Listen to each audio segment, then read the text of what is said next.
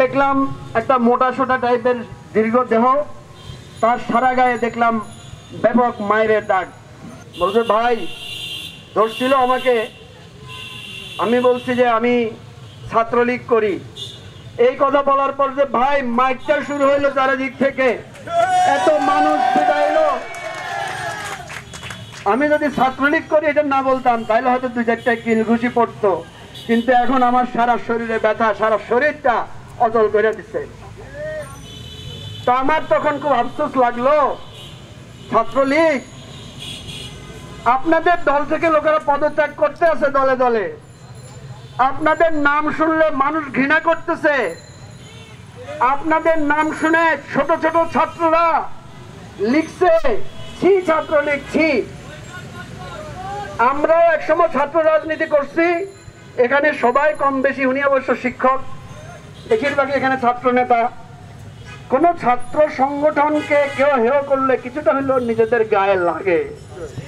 তো ছাত্রলীগের অপমানে আমরাও আজকে কিছুটা অপমানিত।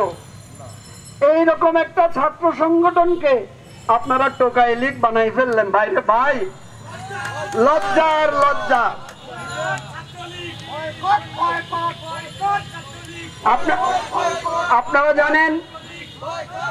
আপনারা জানেন এর আগে বুয়েট থেকে ছাত্রলীগকে প্রত্যাখ্যান করেছে ছাত্ররা, জাহাঙ্গীরনগরে নোটিশ লাগাই দিয়েছে ছাত্রলীগের প্রবেশ নিষেধ। কালকে আমার বোনেরা দেখলো কয়েকজন বোরকা পরা মহিলা পালাই যাইতেছেন।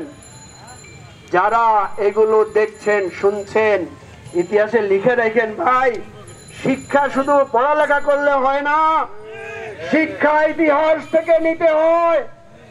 ছাত্রলীগের বন্ধুদেরকে বলবো, নেতাদেরকে করব, আসো দলে দলে পদত্যাগ করো, সাধারণ ছাত্রদের এই নৈতিক দাবিতে সামিল হও, তোমাদেরকে জাতি ক্ষমা করবে।